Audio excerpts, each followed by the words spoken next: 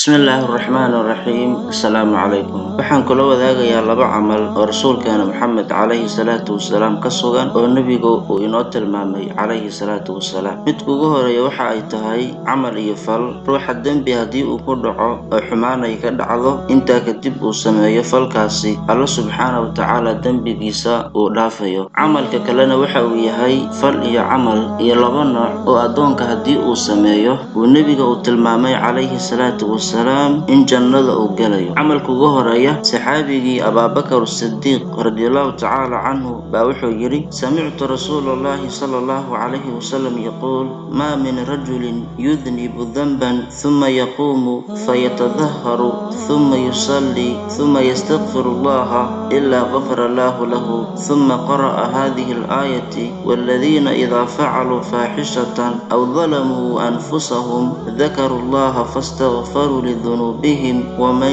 yaghfiru dhunuba illa Allah wa lam yusirru ala ma fa'alu wa hum ya'lamun. Xadiiskaasi wuxuu ku qoran yahay kitaabka At-Tirmidhi, raqamkiisana waa xadiiska 406, waana xadiis sugan. Saxaabigaas wuxuu yiri Abaabakar Siddiiq radiyallahu ta'ala canhu, nabigaan maqlay oo dhahaya: qof ma jiro qofkaasoo dembi ku dhaco dambaaba. Dembi buu ku dhacay, xumaan baa ka dhacay, wuu dambaabay. Intaa kadib istaaga oo soo daahir qaata, calal aqalli soo weysaysta. Intaa kadibna Allah subxaanahu wa ta'ala u tukada oo Allah subxaanahu wa ta'ala dembi dhaaf weydiista. Ilaa arrinka haddii uu sameeyo, Allah subxaanahu wa ta'ala wuxuu dhaafaa dembigiisa. Dembi baa ka dhacay iyo xumaan baa ka dhacday. Dembiga wuxuu doona ha ahaado. Dembiga hadduu yahay dembi ku tacalluqa xuquuq iyo dulmi, haddii uu yahay isaga dembiga toobadkeenkii wuxuu noqonayaa xaqii ruuxa inuu iska celiyo. Laakiin dembi uu Allah subxaanahu wa ta'ala uu ka galay hadduu ku dhaco, intaa kadib intuu istaago uu soo weysaysto uu soo daahir noqdo, intaa kadibna Allah subxaanahu wa ta'ala u tukada oo dembi dhaaf weydiista,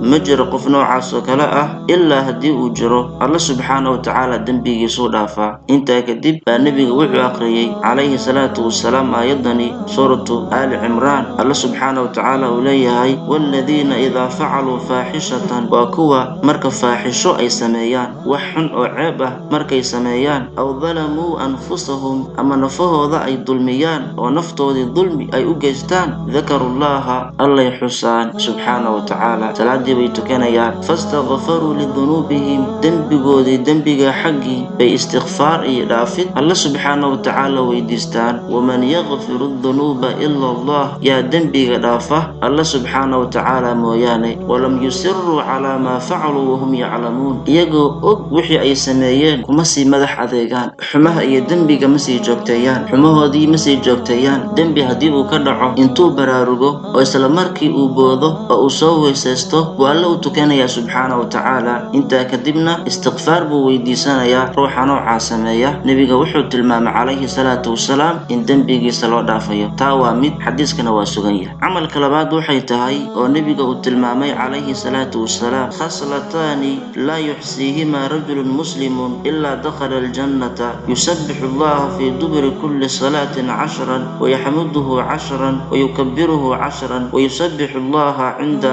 manaamihi 33 wayaxmaduhu 33 wayukabbiruhu 34. nabiga wuxuu tilmaamay calayhi salaatu wasalaam laba khislo iyo laba arin ruux muslim ah ma koobo. yacni ruux muslim ah labadaasi arin lagama helo. ilaa haddii laga helo, ruuxaasi wuxuu gelayaa jannada. oo maxay yihiin? nabiga wuxuu yiri salaad kasta kadib marka uu tukado, alluu u tasbiixsanayaa subxaanahu wa ta'ala 10 goor, alluu u mahadinayaa subxaanahu wa ta'ala 10 goor, alluu weyneynayaa subxaanahu wa ta'ala 10 goor. salaad kasta markuu tukado wuxuu dhihi subxaanallah 10 goor, walxamdulillah 10 goor, wallaahu akbar 10 goor. sidoo kale waxaa sugan 33 laguna dambaysiinayo laa ilaaha ila allah waxdahu laa shariika lah, lahu lmulku walahu alxamdu wahuwa calaa kulli shayin qadiir. taa way sugan tahay, tanna way sugan tahay. tan waa 10 goor buu sameynayaa, salaad kastaaba kadib. taa waa mid. maxaa sii dheer, markuu seexanayo uu doonayo inuu seexadana nebigu wuxuu yidhi calayhi salaatu wasalaam alluu tasbiixsanayaa 33 goor, alluu mahadinayaa 33 goor, alluu weyneynayaa 34 goor, subxaana allaahi 33 goor buu dhihi, walxamdu lilaahi 33 goor buu dhihi, allaahu akbar 34 goor buu dhihi. waa 100. waa marka uu seexanayo. waana ducadii nebiga uu u sheegay calayhi salaatu wasalaam gabadhiisii faadima iyo saxaabigii cali ibn abi taalib radiallahu tacaala canhuma, oo nebigu ku yidhi wax idinkaga fiican qaadim iyo wax idin shaqeeya ma idin sheegaa. weliba ruuxii haddii habeenkii ducooyinkaasi uu la yimaado iyo adkaarta hadduu la yimaado, maalinkaasi wax ma dhibo. haddii gabadha habeenka ay la timaado, maalinkaasi gurigeeda iyo hooshay qabsanayso allah u taysiirinaya subxaana wa tacaala, culays ma dareemayso. ninka haddii habeenka uu la yimaado, maalinkaasoo dhan shaqaduu qabanayo, hooshuu qabanayo, allah u taysiirinaya subxaana wa tacaala, culays ma dareemayo. marka labadaasi camal ayaan jeclay inaan idinla wadaago. alla subxaana wa tacaala nagu anfaco. wajazaakum allahu khayra. sala allahu calaa nabiyina maxamed.